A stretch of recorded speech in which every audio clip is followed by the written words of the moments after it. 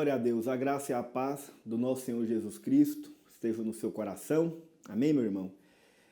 Nós estamos aqui dando continuidade no nosso estudo querigma da Palavra de Deus.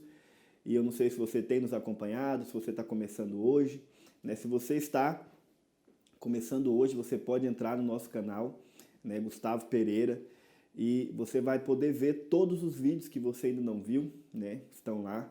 E mesmo você que talvez não viu todos, você pode estar vendo eles e ser muito abençoado. E hoje nós vamos dar continuidade, né? O nosso estudo querigma, ele é o estudo da Palavra de Deus, e nós começamos com a carta aos Romanos, a carta de Paulo aos Romanos. E né, estamos falando aí há uma semana já, e na última reunião, ou seja, no nosso último vídeo, nós paramos ali no capítulo 2. Nós íamos encerrar o capítulo 2, ou encerramos o capítulo 2 de Romanos. E hoje nós vamos começar o capítulo 3. Então, se você tem uma Bíblia, já pega ela, deixa aí para nós continuarmos o nosso estudo. Mas antes de nós começarmos, eu gostaria que nós tivéssemos uma palavra de oração, como nós temos feito, né, todos os dias. E aonde você estiver, se você pode, eu gostaria de convidar você a fechar os seus olhos e, junto comigo, ter uma palavra de oração nesse momento. Amém? Pai, em nome de Jesus, nós oramos nesta hora. Ó Deus, pedimos ao Senhor que nos conceda espírito de sabedoria e de revelação no pleno entendimento da Tua palavra. Pai, que nós possamos ser edificados, que nós possamos ser transformados, que a Tua palavra venha ser viva, poderosa e eficaz. De maneira tal, ó Deus, que nós, após ouvirmos essas verdades, após ouvirmos a Tua palavra viva, nós não sejamos mais os mesmos.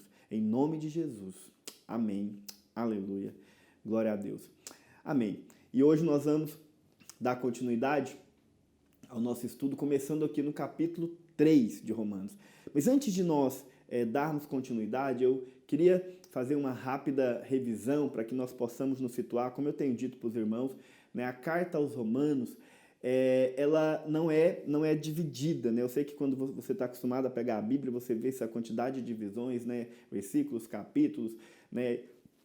Títulos e subtítulos e coisas assim.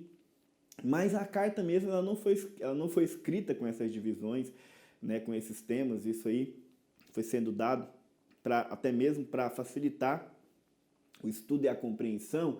Mas é importante que você entenda que Paulo está escrevendo uma carta. E Paulo tem um objetivo com essa carta, né? O desejo dele é construir ali um argumento. E Paulo é um grande escritor, né? Ao escrever a sua carta, ele argumenta de forma muito eficaz ali para que ele possa alcançar o seu objetivo, o desejo do seu coração.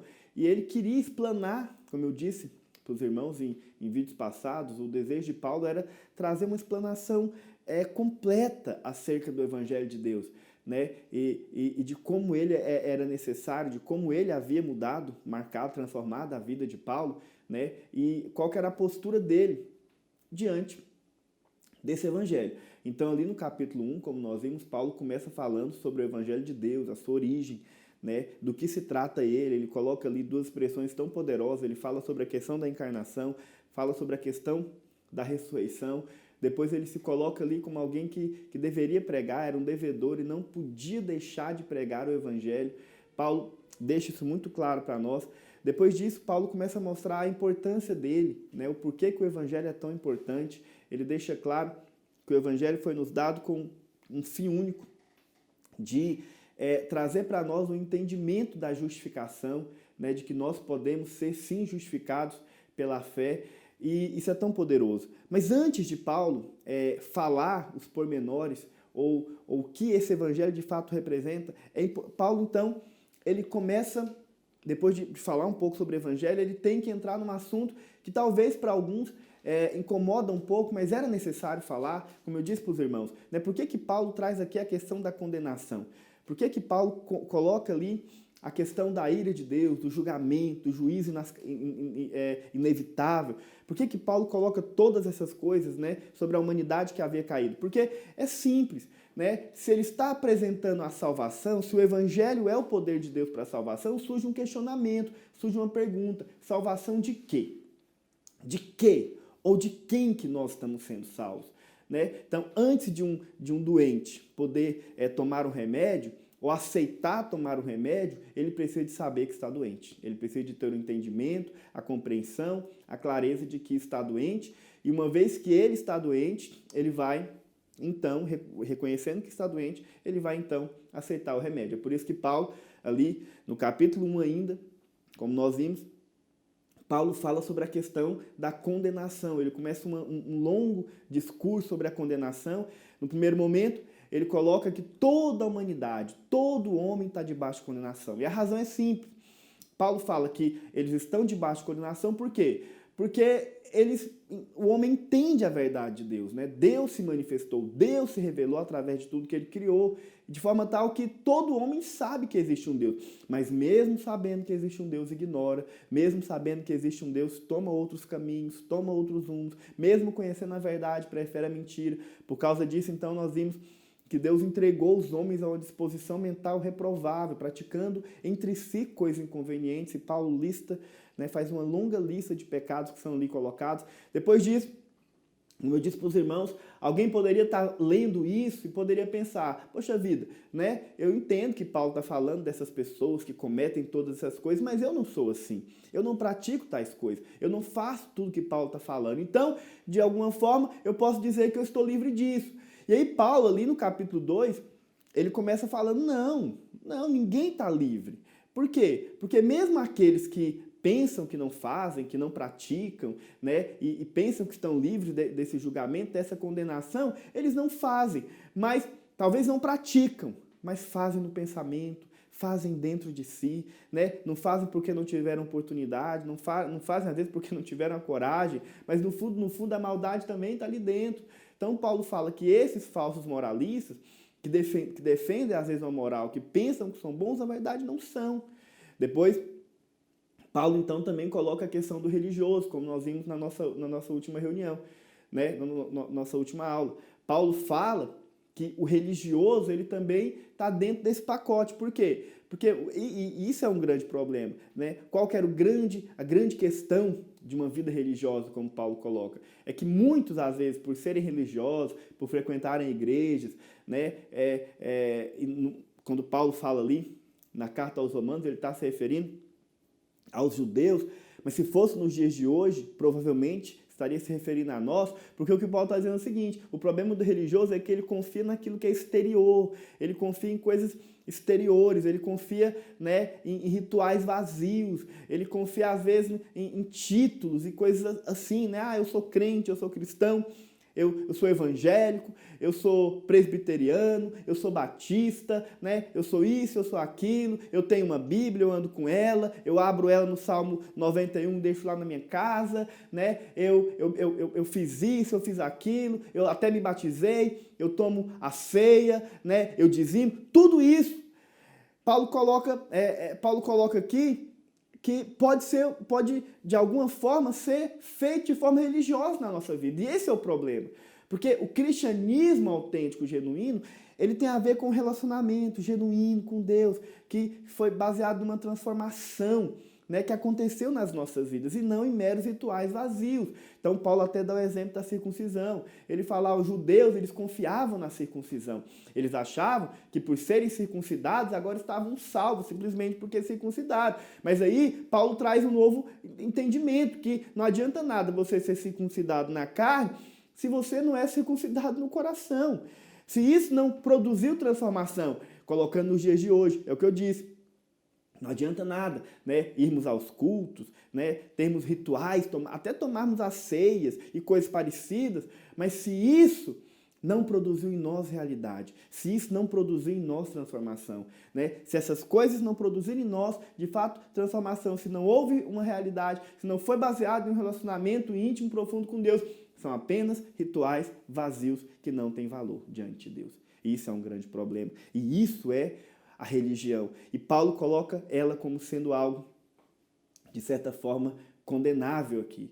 Né? Interessante que se você pegar a sua Bíblia, né, e você pegar aqui Romanos no capítulo 3, depois que Paulo faz essa longa, né, declaração em relação aos judeus, em relação à religião, né? Alguns poderiam levantar questionamentos. Se você pega o capítulo 3, olha o questionamento que eles fazem. Então, qual é a vantagem de ser judeu? Ou qual a utilidade da circuncisão, colocando nos dias de hoje? Então, de que adianta ser crente?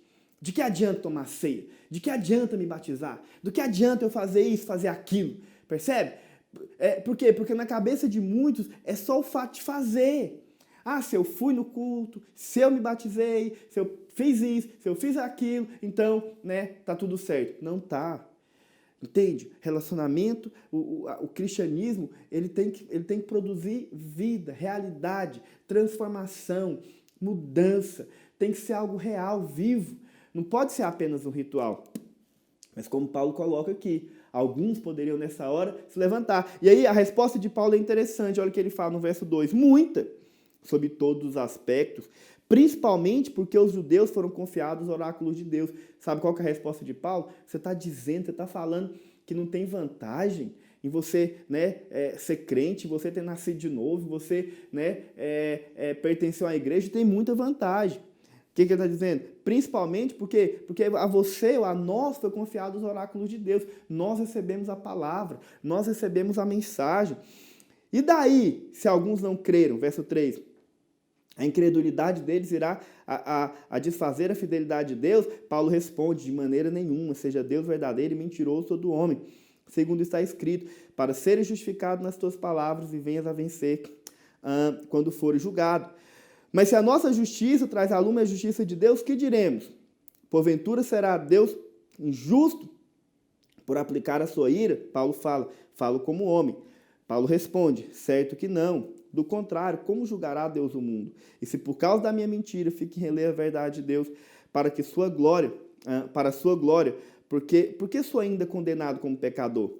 E por que não dizemos, como alguns caluniosamente afirmam, que fazemos, pratiquemos males para que venham bens, a condenação destes é justa. Você sabe, é interessante porque os judeus, nesse momento, né, Paulo coloca aqui como se os judeus tentassem, de alguma forma, argumentar com ele, se colocar numa posição melhor. E às vezes até mesmo achar, então Deus é injusto por nos condenar. Deus é injusto por trazer de alguma forma a ira sobre aqueles que talvez, de certa forma, ali o servem. Mas não, Paulo tenta deixar claro que a questão aqui não é o que você é, o que você deixa de ser. A questão aqui não é o título que você carrega, não é se você é circuncidado ou não, mas é se isso foi na sua vida realidade, se isso de fato transformou você de alguma forma. Amém, meu irmão? Glória a Deus. Ok, então, até aqui, como eu disse para os irmãos, Paulo, então, coloca três grupos, ou coloca a condenação de três formas aqui. Primeiro, sobre a humanidade, sobre todo homem. Segundo, sobre o falso moralista. E terceiro, sobre os judeus. E eu quero agora encerrar esse bloco, porque Paulo, então, encerra essa questão da condenação, essa questão do julgamento, trazendo para nós aqui um desfecho, uma conclusão. E qual que é a conclusão que Paulo chega? Eu queria que você, mais uma vez, pegasse a sua Bíblia e abrisse ela, aí no capítulo 3, a partir do verso 9. Paulo chega a uma conclusão. Ele mesmo fala. O que se conclui, então? Temos nós qualquer vantagem? Não, de forma nenhuma. Em outras palavras, né, um religioso nessa hora, no caso o judeu, poderia se levantar e perguntar, né? Então, eu tenho alguma vantagem nisso? Né? Eu tenho alguma vantagem em ser o que eu sou? Paulo responde, né? Não, de forma nenhuma, pois já temos demonstrado que todos, tanto judeu como gregos, estão debaixo do pecado. Então, preste atenção, antes de nós continuarmos. Paulo, então, agora, ele chega a uma conclusão final aqui. Paulo está dizendo o seguinte, todo homem está debaixo do pecado. A palavra debaixo do pecado aqui no verso 9, ela é mais ou menos o seguinte, significa o seguinte, todo homem está debaixo do governo, do controle do pecado. Paulo está dizendo que nenhum homem escapa disso aqui. Todo homem está debaixo do pecado. E é importante os irmãos entenderem que a palavra pecado aqui, ela tem um sentido para nós. Os irmãos sabem, nós vamos ver muito isso aqui na carta aos Romanos. Você vai ver que o pecado ele aparece de duas formas aqui. Nós vamos ver o pecado aparecendo como pecado no singular, e você vai ver às vezes a palavra pecados no plural. E por que isso é importante para nós? Isso é muito importante, acredite em mim. Isso é importante porque quando Paulo coloca a questão do pecado aqui, no primeiro momento, quando ele fala pecado, Paulo está se referindo à nossa natureza pecaminosa. Paulo está se referindo ao que nós somos. Então, todo homem, não existe nenhum, todos aqueles que nasceram de Adão são pecadores, é o que Paulo coloca, é o que Paulo diz. E acredite, todo homem é pecador. Todos nós somos pecadores. Não há um justo, um sequer. Todos pecaram, todos são pecadores. Então, quando Paulo coloca a palavra pecado, ele está dizendo isso. Todos nós temos uma natureza pecaminosa, né? Nós já nascemos nessa condição. Quando ele coloca a palavra pecados, Paulo está se referindo, então, ao que nós fazemos, ao que nós cometemos, aos atos pecaminosos. Mas por que isso é importante no nosso entendimento? Porque muitos acreditam que são condenados por causa dos pecados. Ah, eu sou condenado por causa daquilo que eu faço. Mas eu quero falar para você que não. Nós não somos condenados pelo que fazemos. Nós somos condenados pelo que somos. Percebe o que eu estou falando? Nós fazemos o que fazemos pelo que somos. Né? Cometemos pecados porque somos pecadores. E eu só peco porque sou pecador. Essa é que é a verdade. E é por isso que eu não sou condenado pelo que faço. Eu sou condenado pelo que sou. Então, posto desse princípio, todo homem é pecador. Porque todo homem que nasce nessa terra, nesse mundo, ele tem em si uma natureza pecaminosa. E por causa dessa natureza pecaminosa, Paulo fala que ele está debaixo do controle, do governo do pecado. Paulo coloca o pecado aqui como se fosse uma força, uma entidade, sabe? Uma coisa que tem um poder sobre o homem. E é verdade. Por que Paulo está trazendo isso aqui? Para que todo homem entenda que existe uma natureza pecaminosa em cada um de nós. Nós temos essa natureza e por causa dessa natureza nós pecamos. O motivo, você sabe, pelo qual o homem é pecador, não é porque peca, mas é porque nasce. Essa é que é a verdade. Paulo coloca isso de forma muito clara para nós. Então nós temos uma natureza pecaminosa. Existe uma natureza pecaminosa dentro de cada homem. E não tem como ele escapar disso. Homem nenhum pode dizer que não a tem. Essa é que é a verdade. Homem nenhum pode dizer, sabe? E é interessante porque até mesmo homens que aparentemente parecem tão bons, aparentemente parecem tão corretos, aparentemente parecem ter uma moral tão elevada, no fundo, dentro de si, acredite em mim, escondem essa natureza. Está dentro deles. E não tem como escapar, não tem como fugir, não tem como correr. Carregamos em si, em nós, essa natureza, esse veneno maligno, sabe? Que infelizmente nos leva a pecar. Todo homem já nasce nessa condição. Já nascemos assim. Até crianças, impressionante, você vê crianças, quando nascem, né? Às vezes ela não tem pecados ali ainda grotescos, gigantes, mas essa coisa vai crescendo dentro dela, já percebeu? Né? Há crianças pequenas que você já percebe ali, né, novinhas, que já bebezinhos às vezes de colo, já ficam irritados, né? Só pensam em si, trazem consigo essa natureza egoísta, egocêntrica, que só pensa em si mesmo, né? Que só quer saber de si. Impressionante, primeira coisa que crianças costumam aprender a falar é me dá, né? Eu quero, é meu. Por quê? Porque traz em si a natureza pecaminosa. Percebe? Todos nascemos assim. Infelizmente, essa que é a verdade. Mas depois disso, Paulo, então, ainda aqui no texto, ele começa a mostrar como que essa natureza se manifesta. De que forma que o pecado é manifestado dentro do homem. De que forma que essa natureza pecaminosa aparece. E aí Paulo fala o seguinte, presta atenção, acompanha comigo a leitura, verso 10, ele diz, como está escrito, olha que coisa poderosa, como está escrito, não há um justo, nenhum sequer. Em outras palavras, Paulo está dizendo o seguinte, que a natureza pecaminosa ela é injusta, não há um justo, Sabe, não há justiça. Ninguém de fato pode dizer que é bom. Ninguém de fato pode dizer que é justo. Você vê injustiça onde você vai. Isso faz parte da natureza humana, faz parte da natureza pecaminosa. Os homens são injustos, praticam injustiças. Sabe? Aí você fala, pastor, mas quer dizer então que todos os homens fazem isso? Sim, a questão é que às vezes fazem medidas diferentes. Existem alguns que mostram isso com muita clareza. Né? Existem alguns que mostram essa injustiça de maneira maior que outros. Mas é impressionante, todo mundo carrega em si um pouco disso. Entende? Mesmo que não demonstre muito. Paulo também fala outra coisa. Olha o que ele fala no verso 11.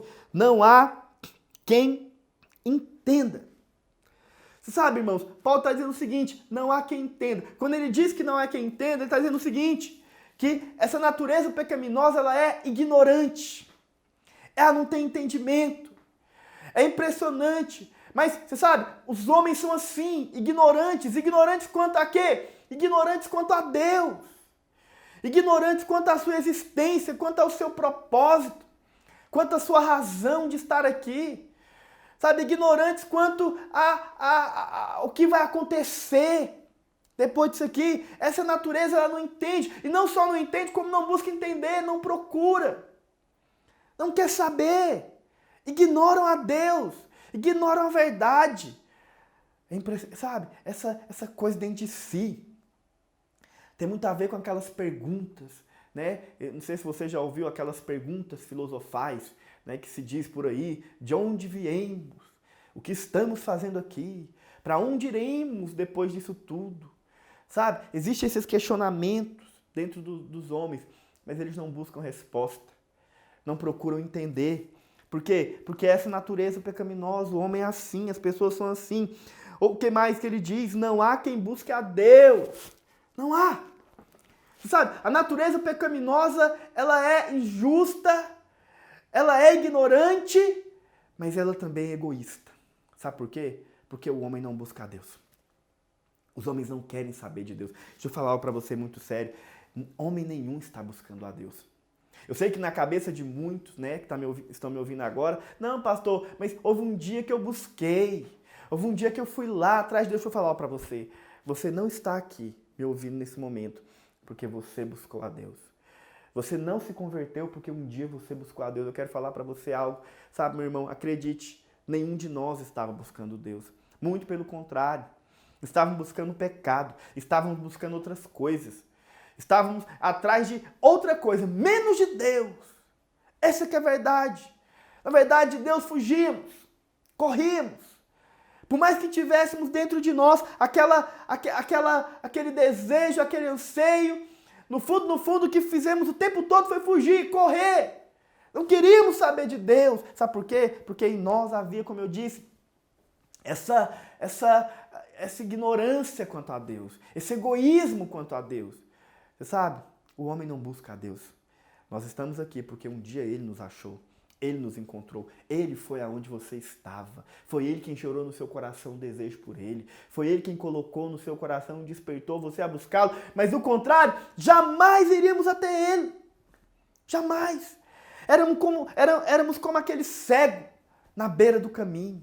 Cegos. Sabe quanto a Deus. Mas um dia Ele foi lá e nos encontrou. Um dia Ele foi lá e nos trouxe aqui. Se Ele não tivesse feito isso, jamais o teríamos buscado. No verso 12, Paulo fala algo também. Ele diz, todos se extraviaram. A uma se fizeram inúteis. Sabe o que quer dizer isso? A natureza pecaminosa é torta. O homem é torto. O homem é todo errado. Você já parou para perceber como o homem é errado, é torto em suas ações, no que faz, é todo torto, faz coisas erradas, inconvenientes. Sabe, os homens não acertam. O pecado é isso, o pecado é errar o alvo. Por mais que queira acertar, acaba errando. Por quê? Porque a natureza pecaminosa é torta. E ela é torta porque o homem está longe, distante do seu Criador. Ao estar distante de quem o criou, ao estar distante do seu Criador, sabe qual que é o resultado disso, meu irmão? Eu não sei para onde eu vou, não sei o que eu faço, sabe? Não sei como me proceder. Por quê? Porque eu estou longe, distante de quem me criou. Isso é tão terrível, porque o homem é torto. Mas Paulo também fala que a uma se fizeram inúteis. Sabe o que quer dizer inútil? Não serve para nada. Corrompido. Porque o homem é assim, corrompido. Agora, eu te pergunto, por que o homem é inútil? Vou explicar para você. Sabe por que o homem é inútil? Porque ele foi criado para Deus. E como ele foi criado para Deus, sem Deus, para que ele serve? O homem caído serve para quê? Sabe, eu gosto sempre de dar um exemplo, para você entender o que eu estou querendo falar. O exemplo da escova de dente. Vamos supor que um dia você morra. Um dia que você morrer. Supor não, um dia isso vai acontecer, obviamente. Mas vamos supor que você morreu. Você sabe? O problema de você morrer, depois que você morre, provavelmente, vão dividir, né, o que sobrou seu. As coisas que sobraram. Mas tem uma coisa que provavelmente ninguém vai querer usar. Porque ninguém usa de ninguém. A escova de dente. Né? Ninguém sai passando escova de dente para outra pessoa. Então, vamos supor que você morre. O que vai acontecer com a sua escova de dente? Ela vai se tornar inútil. Por que ela se tornou inútil? Sabe por que ela se tornou inútil? Porque é simples. Você morreu. A escova de dente só tinha propósito enquanto você estava vivo. O que eu estou querendo dizer para você? A mesma coisa se aplica ao homem. O dia que o homem caiu, pecou e se separou do seu Criador, da sua origem, presta atenção, ele morreu. E ali, agora, ele perdeu completamente o quê? A utilidade. Não serve para nada. Mas Paulo ainda diz mais. Paulo fala que não há quem faça o bem.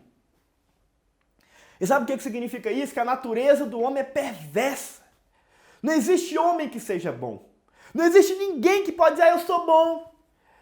Eu pratico coisas boas. Tudo bem, você sabe, até fazem coisas boas. Mas quando fazem com motivações egoístas. Porque no fundo, todo homem carrega em si uma maldade. Todo homem é perverso. A perversidade mora no seu coração. É impressionante. Pessoas são capazes de fazer coisas que você não tem ideia. Pessoas são capazes de cometer coisas que você não faz. Você sabe, muitas vezes não fazem, como eu disse, porque não tiveram oportunidade. Não fazem porque tiveram medo. Não fazem porque a polícia não deixa. Mas no fundo, carregam em si muita maldade. Essa é que é a verdade. Mas é interessante que a partir do verso 13, Paulo então começa a mostrar algo mais. Ele começa a mostrar como que essa natureza pecaminosa se manifesta nas nossas vidas. E aí Paulo diz o seguinte, a garganta deles é sepulcro aberto, com a língua urdem engano, veneno de víbora está nos seus lábios. A boca eles a têm cheia de amargura e maldição. São seus pés velozes para derramar sangue. Nos seus caminhos a destruição e miséria. Desconhecer o caminho da paz. Não há temor de Deus diante dos seus olhos. Sabe o que significa isso? Paulo está dizendo? Paulo está falando que essa natureza pecaminosa se manifesta em nós através do que falamos e através do que fazemos. Impressionante. Paulo fala que eles têm uma boca cheia de maldade. Você sabe, veneno de víbora está nos seus lábios. A garganta é um sepulcro aberto. Sabe o que significa isso? Significa que os homens falam coisas ruins, obscenas, poluídas, profanas, ofensivas, indecentes. Tem um falar mentiroso, enganoso, fraudulento, falso, traiçoeiro. Já percebeu que é desse jeito que funciona? As pessoas falam maldade, falam coisas malignas, falam coisas inconvenientes e riem disso. Sabe, a boca cheia de maldade. Mas não só isso. Paulo fala que os seus caminhos são cheios de destruição e miséria. Sabe, é impressionante. Quando você pega e abre, sei lá, o jornal para assistir, pega lá e vai assistir um jornal. Você pega um noticiário para ver. Você sabe o que você mais vê? Destruição e miséria. Nós temos aqui, de fato, Paulo deixando claro para nós como que é a sociedade. A sociedade é cheia de destruição e morte. É destruição e miséria para todo lado. Já percebeu? Os jornais não gostam de noticiar coisas boas. Não trazem boas notícias, só trazem más notícias. Por quê? Porque é isso que existe. O caminho é cheio de destruição e morte. Os pés são velozes para derramar sangue, matam por qualquer coisa. Paulo coloca isso de forma clara, mostrando que é assim que a natureza humana se manifesta. Morte e destruição. Você sabe uma coisa chocante? Se você parar para pensar, né? Se você for estudar um pouco a história do homem, você vai perceber que, de fato, o homem ele evoluiu em tantas coisas. Né? Hoje nós vivemos uma era, né, onde tudo é digital. Né? As pessoas... É impressionante, né? Talvez quem viveu há anos atrás, ou há 10 anos atrás, não pensava, né, de coisas que nós vivemos hoje. Né? Impressionante como a internet diminuiu distâncias, como o homem evoluiu no seu entendimento, né, das coisas naturais, como o homem evolui na sua inteligência. Sabe? É impressionante como, de alguma forma, o homem evoluiu. Mas existe uma coisa que o homem nunca evoluiu. É na moral. É impressionante. O homem não evolui nisso. E sabe, em relação à moral do homem, ela vai caindo cada vez mais. A degradação do gênero humano, ela só vai piorando. O homem não avança nisso. O homem não cresce nisso. Por quê? Porque ele tem uma natureza pecaminosa. Você sabe, Paulo então encerra falando algo poderoso. Depois que ele diz isso, olha o que ele fala no verso 19. Ora, sabemos que tudo que a lei diz aos que vivem na lei, diz para que se cale toda a boca e todo mundo seja culpável perante Deus. Visto que ninguém será justificado diante dele por obras da lei, em razão de que pela lei vem o pleno conhecimento do pecado. Paulo então encerra mostrando algo.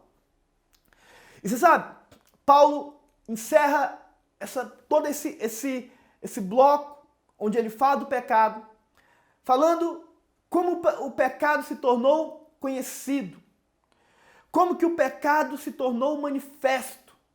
De que forma que o homem, então, hoje pode perceber e ver tudo isso que eu estou falando para você? Paulo, então, fala que pela lei veio o pleno conhecimento do pecado. Você sabe, os irmãos sabem, a lei da qual Paulo está se referindo aqui é a lei que foi dada a Moisés, lá no Monte Sinai, no Antigo Testamento. E a lei, como nós a temos, você sabe, ela foi dada com 3 objetivos. Né? Se você quiser anotar, se você estiver anotando, anote aí. A lei foi dada com 3 objetivos. O primeiro objetivo da lei que Deus deu para Moisés, lá no Monte Sinai, no capítulo 19. Primeiro objetivo, capítulo 19, perdão, de Êxodo.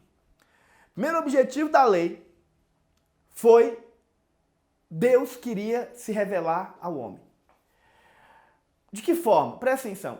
Até ali, no livro de Êxodo, nós temos, acompanhando a história de Deus com o homem, você percebe que até aquele momento Deus não havia ainda se revelado para o homem. Deus ainda não havia se mostrado como ele era. O homem, ele sabia de Deus, mas ele não conhecia o caráter, ele não conhecia expressões de Deus em relação a ele. E a partir do momento que Deus dá a lei, você percebe que por meio da lei, o homem, então, ele começaria a ter um entendimento de quem Deus é. Deus se revelou através da lei. Você sabe, quando você estipula regras, quando você determina normas, você está falando para as pessoas o tipo de pessoa que você é. Então, Deus, ao dar a lei, ele começa a mostrar isso. Então ele fala, olha, eu sou um Deus justo, eu sou um Deus santo, eu sou um Deus bom, eu sou um Deus que não aceita mentira, eu sou um Deus que não aceita desobediência. Né? Eu sou um Deus, de certa forma, que zela pelo meu povo, né? Porque quando ele diz que, que o homem não pode adorar outros deuses senão a ele. Então tudo isso revela o tipo de Deus que nós servimos. Então, primeira coisa, Deus quis se mostrar, Deus quis se revelar, Deus quis que o homem, então, o conhecesse como ele era. Então, pela lei, vem o pleno conhecimento de Deus. É por isso que a lei é eterna, ela não passa. Por quê? Porque ela é a maneira pelo qual nós conhecemos a Deus. Nós entendemos a Deus, nós vemos a Deus. Agora, a lei tinha um outro objetivo também. O segundo objetivo da lei, importante você entender isso, é que Deus não apenas queria se revelar ao homem. Deus queria também que o homem conhecesse a si mesmo. E a única forma do homem conhecer a si mesmo era se ele, então, por meio da lei, começasse a perceber o tipo de pessoa que ele era. Afinal de contas, Deus então estabelece um padrão. Deus estabelece uma forma. O homem, ao olhar para aquilo, ele iria olhar para si e perceber que ele era incapaz.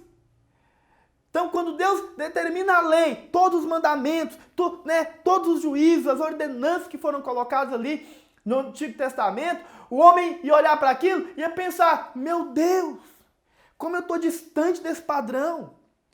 Você sabe, é um padrão alto. Sou incapaz, não consigo, não dou conta. Então, o objetivo de Deus era que o homem olhasse para si naquele momento e percebesse, uau, eu não consigo. Eu não dou conta. Por quê? Porque em mim há uma natureza pecaminosa. Em mim há uma natureza que ela é incapaz disso. Então, você sabe, a lei veio para que o homem pudesse conhecer e saber que ele era pecador. Eu sei que muitos, ao ler esse texto, eles pensam, então quer dizer que a lei é quem trouxe o pecado? Não, presta atenção, o pecado já existia. Ele só não era conhecido.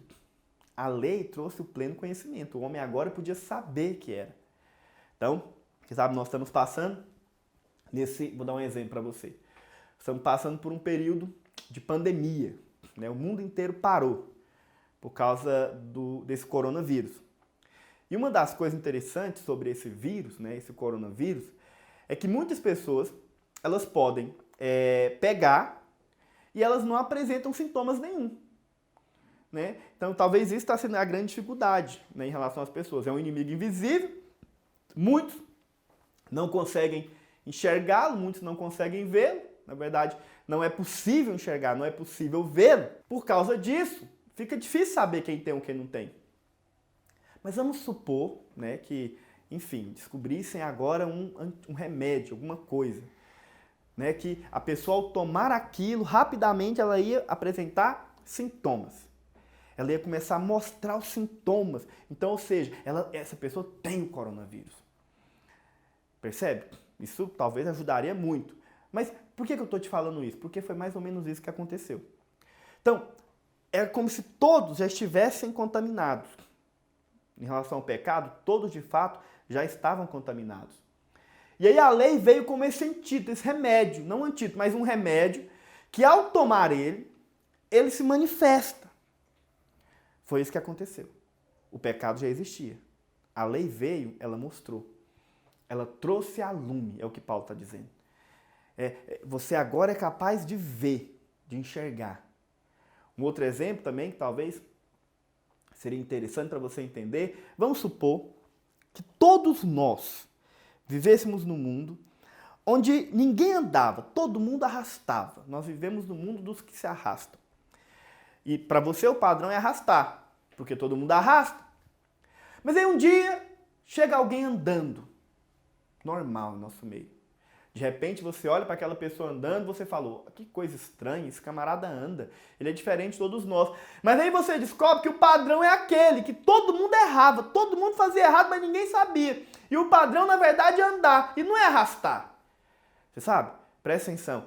A lei veio e mostrou. O padrão é andar. Só que tem um problema. Qual o problema? Nenhum de nós aprendeu a andar. Nenhum de nós sabe como fazer isso. Na verdade, para nós, isso é algo até estranho. E aí nós começamos a tentar, vamos tentar fazer esse negócio, vamos tentar seguir o padrão, vamos tentar andar. Mas você sabe, não damos conta, tentamos. Mas o problema é que não conseguimos, somos incapazes. E aí muitos tentam usar amuletas, muitos tentam usar bengalas e coisas parecidas para tentar de alguma forma andar. Mas você sabe, presta atenção. A vontade de Deus era que o homem de fato andasse. É verdade. Mas ele sabia que o homem, por si só, era incapaz de fazer isso. Percebe? Então a lei, ela não veio para nos levar a fazer, mas para mostrar a nossa incapacidade. E diante da nossa incapacidade, nós viéssemos clamar a Ele para que Ele nos ajudasse. Esse era o desejo de Deus. Mas você sabe, presta atenção, foi aí onde o homem, infelizmente, errou. Porque quando, lá no capítulo 19 de Êxodo, se você pegar a sua palavra e abrir lá, não dá tempo de nós lermos, você vai ver que Deus dá a lei para Moisés. E Moisés traz a lei para os homens. E Moisés cita toda a lei para eles. E aí, ao invés de eles falarem, nossa, nós não damos conta, somos incapazes, meu Deus! Não, a resposta deles é, tudo que Deus mandou, nós faremos. Você sabe, esse foi o problema. Porque, na verdade, eles não souberam reconhecer a sua incapacidade. Essa que é a verdade. Percebe? Então, a lei, ela veio só para mostrar. Mas a lei, infelizmente, ela tem, eu posso assim dizer, a lei é eterna, é pura. E sabe, a lei não é ruim. A Bíblia fala que o mandamento é santo, justo e bom. E é verdade, porque é a vontade de Deus. Mas aí entra a terceira e última razão pela qual a lei foi dada. Talvez essa razão vai te chocar. Porque a terceira razão é que a lei foi dada para ser quebrada. A lei não foi dada para ser cumprida. Como assim, pastor? A lei não foi dada para ser cumprida? Que heresia? Não, porque Deus sabia que o homem era incapaz. Não fazia sentido. Deus dá algo sabendo da incapacidade. O que Deus queria era que o homem se visse, se enxergasse, compreendesse a sua incapacidade e ao fazer isso clamasse, pedisse, salvação, me ajuda, faz alguma coisa por mim. Mas não foi isso que o homem fez, infelizmente. Infelizmente ele quis fazer e quer fazer até hoje. E tenta de todas as formas fazer. Mas quanto mais tenta, quanto mais procura, quanto mais busca, impressionantemente, mais ele cai. E nós vamos falar um pouco mais disso no capítulo 7, mas apenas para mostrar para você. Sabe, que o que Paulo está querendo mostrar para nós aqui é que a lei foi dada, mas ela não foi dada, por incrível que pareça, para ser cumprida. Pelo menos não por nós. Ela foi dada para que nós pudéssemos nos enxergar, nos ver, reconhecer a nossa incapacidade. Percebe o que eu estou falando? E por meio desse entendimento, viéssemos sim a reconhecer a nossa situação de pecado e a buscarmos ajuda no Senhor. Você sabe, eu não sei quanto a você, mas isso é algo que tem que gerar em nós, de fato, esse senso de entendimento de que nós temos um Deus que é tão amoroso. Porque, na verdade, no fundo, o que Deus sempre quis e quer e deseja não é que nós andemos com as nossas próprias pernas, mas Ele deseja nos carregar no seu colo. Ele deseja que nós clamemos e falamos, Senhor, nos ajude. Sabe? Reconhecemos a nossa incapacidade. Eu falei para você sobre a questão do pecado. Você sabe? O pecado, no primeiro momento, ele tem que ser entendido, compreendido no sentido de que eu sou um pecador. Mas depois desse reconhecimento de que eu sou um pecador, o que deve haver em mim é um arrependimento genuíno. Sabe, de que eu cometi coisas inconvenientes, pecaminosas, mas eu estou arrependido por tudo que eu fiz. Eu reconheço, né, o meu Senhor, eu reconheço Jesus na minha vida e reconheço que eu preciso de um Salvador para me ensinar a andar, para me conduzir, para me direcionar, porque eu mesmo sou incapaz de fazer. Você sabe, quando você chega nesse entendimento, e você então reconhece a sua incapacidade e levanta as suas mãos e clama, você vai encontrar um Salvador, um Deus cheio de amor, desejoso, ansioso por te ajudar. Essa que é a verdade. Você sabe? Que Deus abençoe muito a sua vida. Nós continuamos amanhã. Não perca a aula de amanhã, né, o estudo de amanhã, porque ele vai ser muito poderoso. Nós vamos continuar falando desse assunto. Que Deus abençoe a sua vida, a sua família, a sua casa. Em nome de Jesus. Amém e amém.